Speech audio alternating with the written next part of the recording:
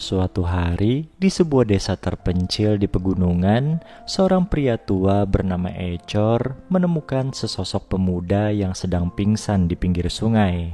Tanpa berpikir panjang, Ecor pun langsung membawa pemuda itu ke rumahnya, kemudian mengobati luka-lukanya. Setelah beberapa hari tidak sadarkan diri, pemuda itu pun siuman. Sayangnya ia tidak tahu siapa namanya dan dari mana asalnya.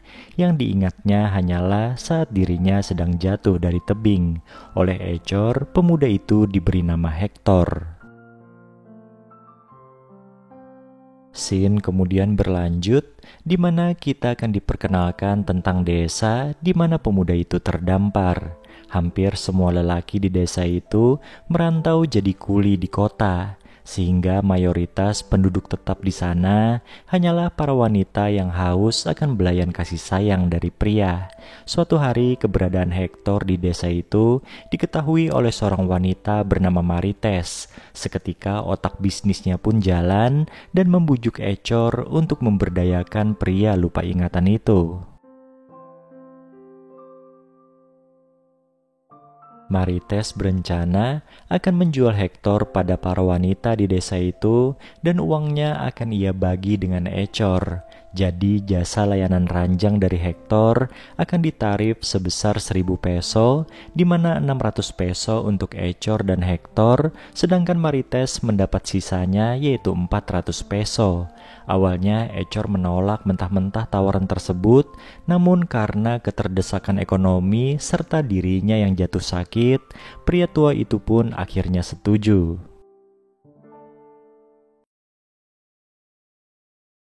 Setelah menjajal sendiri ketangkasan Hektor di atas ranjang, Marites kemudian mempromosikannya pada para wanita di desa itu. Berhubung banyak wanita yang berminat, Marites pun berinisiatif membuat sebuah arisan di mana pemenangnya bisa mendapatkan pria itu.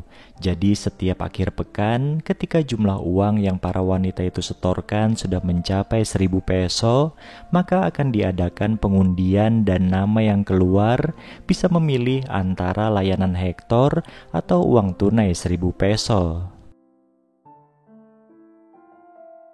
Apabila wanita pemenang itu memilih Hektor, maka ia berhak mendapat layanan pria itu selama 2 hari 1 malam di sebuah gubuk yang telah disiapkan. Dan jika ingin berkencan di tempat lain atau memperpanjang hari layanan, maka akan dikenakan biaya tambahan. Hektor yang pelanga-pelongo hanya manggut-manggut saja disuruh ini itu oleh Marites. Sementara itu diceritakan ada seorang wanita cantik bernama Julia yang nampak tidak puas dengan performa suaminya di atas ranjang. Sudah lama tidak begituan dengan suaminya, sekalinya begituan malah tidak lama. Marites yang mengetahui permasalahan rumah tangga Julia lantas menyarankannya untuk ikut arisan. Saking inginnya dipuaskan, Julia sampai berfantasi liar bermesraan dengan Hektor. Setelah beberapa waktu mengikuti arisan, tibalah giliran Julia menjadi pemenang. Ia pun memilih layanan dari Hektor dan merasa benar-benar terpuaskan oleh terong pria itu. Kebersamaannya dengan Hektor membuat Julia jadi kasmaran, sampai-sampai ingin mengajaknya kabur dari desa itu. Hektor pun menyarankan agar Julia jangan terburu-buru dan menikmati waktu mereka yang tersisa. Suatu hari, arisan plus-plus di desa itu akhirnya diketahui oleh suaminya Julia yang bernama Itong. Di depan warga, Itong lantas menyerang Marites yang diketahui sebagai pencetus dari arisan tersebut.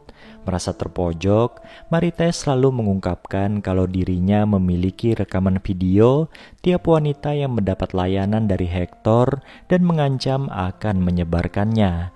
Mendengar hal itu, para wanita di sana pun sontak panik sehingga membungkam mulut Marites dengan cara memukulinya. Untungnya sebelum bertambah parah, Julia tiba-tiba muncul dan menenangkan warga.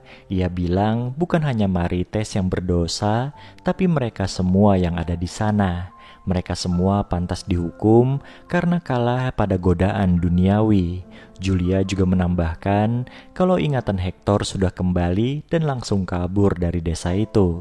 Dari peristiwa itu Julia tersadar kalau Tuhan telah memberinya cobaan lewat Hektor. Akhirnya, Marites pun dibawa oleh pihak berwajib, sementara Julia berbaikan dengan suaminya. Meski begitu, semua tidak lagi sama. Karena merasa kecewa dengan pengkhianatan Julia, Itong pun memperlakukannya seperti pelayan untuk membalas semua itu. Bahkan ketika bekerja di kota, Itong juga ikut arisan di mana pemenangnya mendapat layanan wanita cantik. Film ini pun ditutup dengan terungkapnya fakta kalau Hektor ternyata adalah seorang pastor yang mengalami kecelakaan helikopter.